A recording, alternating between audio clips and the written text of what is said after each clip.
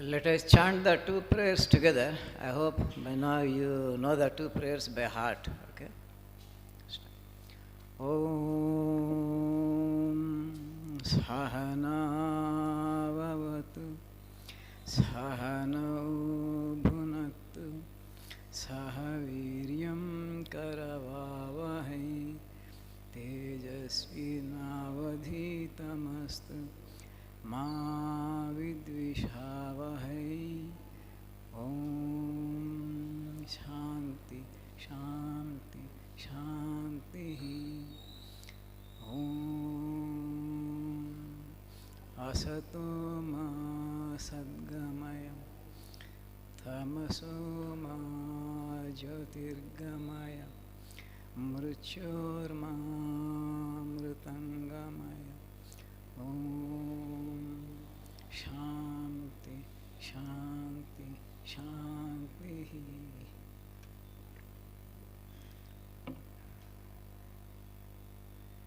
Revered Swamiji, who is conspicuous by his absence,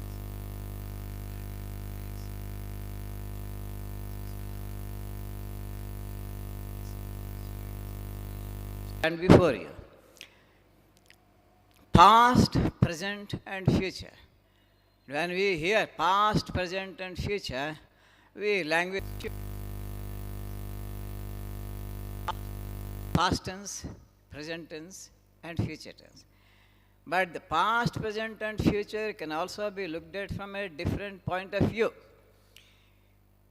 From the point of view of time. And what Swamiji also has been speaking this morning and last evening, he told us a wonderful thing. Of course, all Swamiji's sayings are very great tips in personality development.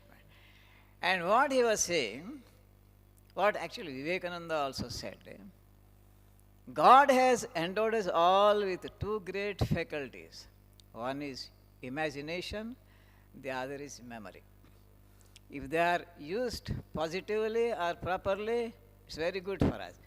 If they are used wrongly, then no good will happen to us. And what is this imagination and what is this? I remember so many things which happened to us in the past. There was one Lata, one lady called Lata. She had such memory power.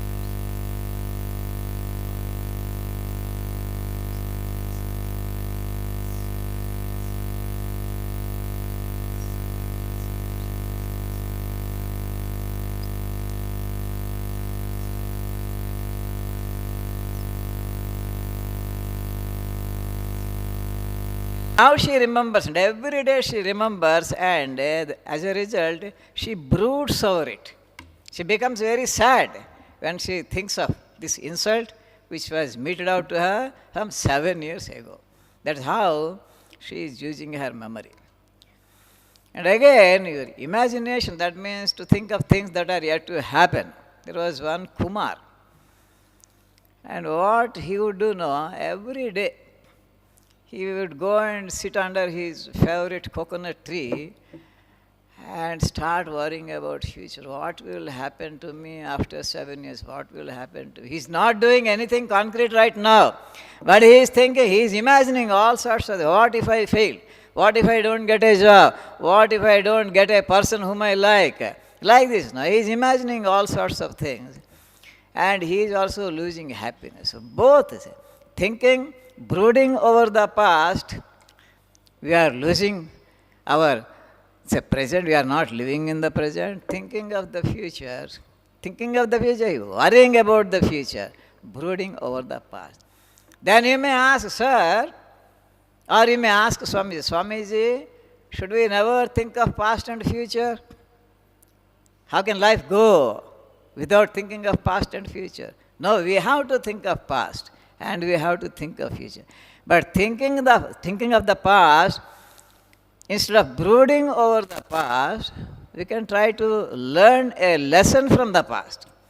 Suppose I did something bad happened to me, and I learned a lesson. I was driving very rashly, and I hit the divider, and I met with an accident. So this happened, suppose 5 or 6 or 7 days ago. Instead of brooding over it, I should try to learn a lesson from it. And again, of future. We have to think of future and we have to do some planning, like our short-term goals or long-term goals, in a very constructive, concrete manner, instead of worrying. Worrying is different from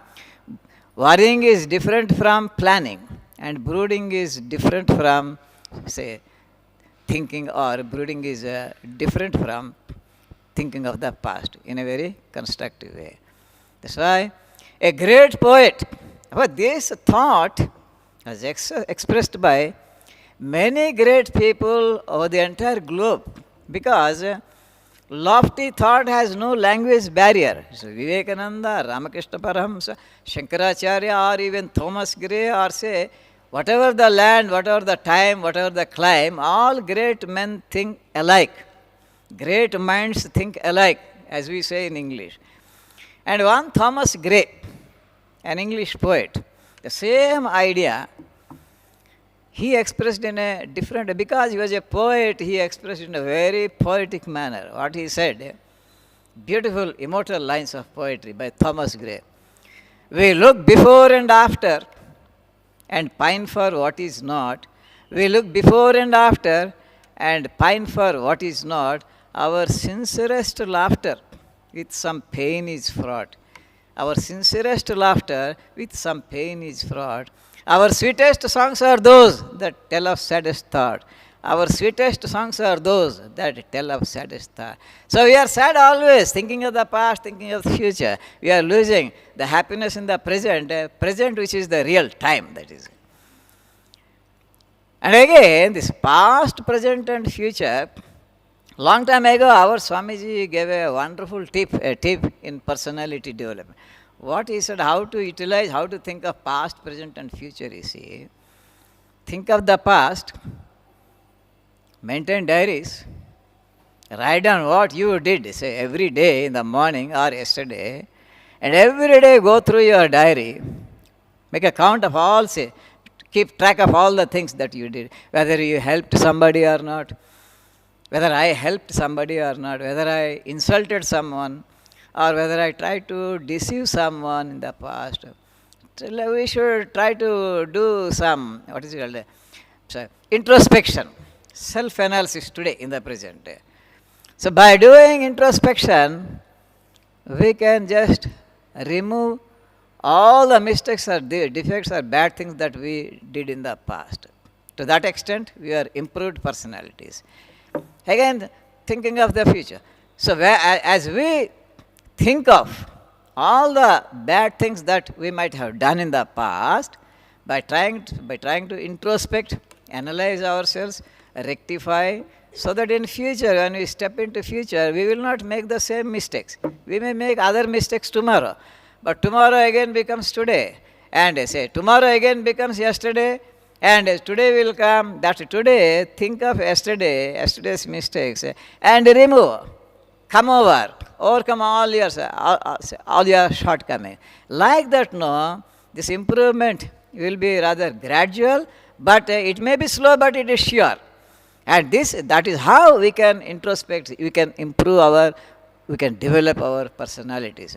Our personalities can be developed by ourselves. Others cannot improve or develop our personality. Personality development, simply by attending a course, we will not be able to develop our personality. The crux, the mainstay, the crux of personality development is introspection or self-analysis. And if we have a clear idea of past, present and future, we can do this introspection. Of course, we have past tense, present tense and future tense, that what we teach in the class, and how to master these tenses, respective teachers will be telling you in the class how to say, how to learn the tenses without any confusion. Each tense, you have to take up the positive statement, whether it is simple present or simple past tense, make it a negative statement, then make it a yes-no question. Once you know the yes-no question, the WH question is already there with you. WH question becomes dead easy when you know the inverted direct question, that is your yes-no question.